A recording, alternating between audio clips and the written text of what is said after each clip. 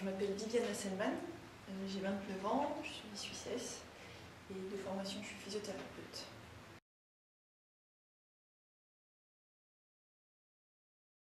Alors, j'ai fait l'école de physio à Lausanne, l'école cantonale vaudoise de la santé. Et puis en ce moment je suis en train de faire un master en santé internationale à l'université de Bâle.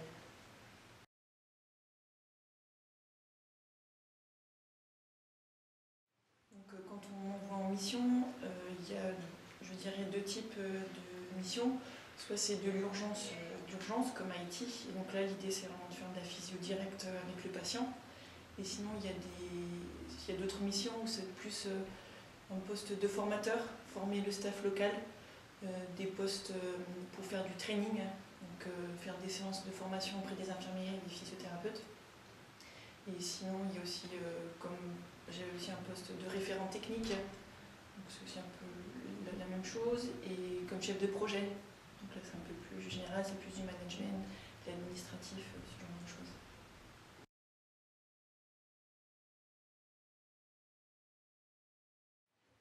Le contact avec le patient, c'est ce que je préfère. Je voulais toujours travailler dans la santé, physio parce que j'avais pas mal fait du sport quand j'étais jeune, donc j'avais un physio dans l'équipe de sport, et du coup je me suis orientée en physio. L'humanitaire, je trouve ça super intéressant, d'une part de pouvoir aider, là il y a besoin, et deuxièmement c'est extrêmement challenging je trouve de partir à l'étranger et d'essayer de faire ce qu'on a appris à l'école avec, dans un contexte complètement différent, avec peu de matériel, avec peu de staff. Et il faut vraiment essayer de trouver des solutions et des moyens de faire ce qu'on a appris à l'école et de réaliser les mêmes objectifs avec d'autres moyens. Et ça, je trouve ça super intéressant. Et l'humanitaire, ça me permet de combiner le voyage, d'aider les autres et de pouvoir faire mon métier.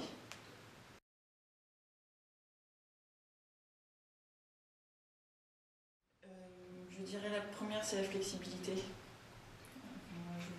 Je trouve que c'est ça, parce qu'on a un job description, soit la description du poste, et en général, c'est pas tout à fait ça en général. Donc il faut être super flexible, dans le sens, déjà avec les activités et les objectifs qu'on a à faire, mais aussi avec le matériel, parce qu'on s'y attend pas, des fois on n'a pas grand chose.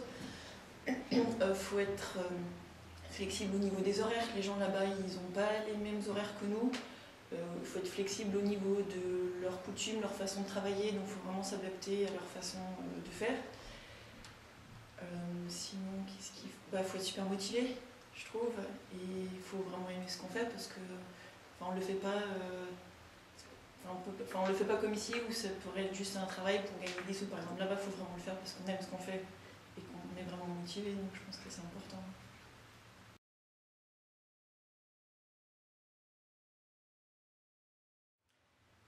Les points positifs, je trouve que c'est une chance incroyable de pouvoir rencontrer tellement de gens dans le monde entier. Je trouve ça extrêmement gratifiant quand on peut aider quelqu'un à marcher. Ça l'est aussi ici dans les hôpitaux en Suisse, mais je trouve que c'est une fois plus là-bas. Donc ça donne l'occasion vraiment de rencontrer plein de gens, de découvrir plein de cultures, de se sentir vraiment utile et de pouvoir aider. L'inconvénient, c'est sûr que c'est sa vie ici qu'on met des fois entre parenthèses. Donc les amis, la famille, on les voit moins souvent. Donc je dirais que c'est un peu ça le point négatif.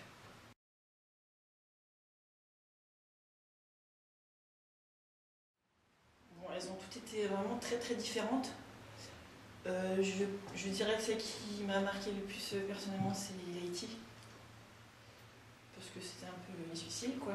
Mais j'en garde un très très bon souvenir et je pense qu'elle est celle qui m'a le plus marqué, mais dans le bon sens, quoi. J'ai appris énormément de choses. Et du coup, les autres missions, je les vis beaucoup mieux parce que j'ai beaucoup appris à Haïti, quoi. Donc c'était une bonne mission.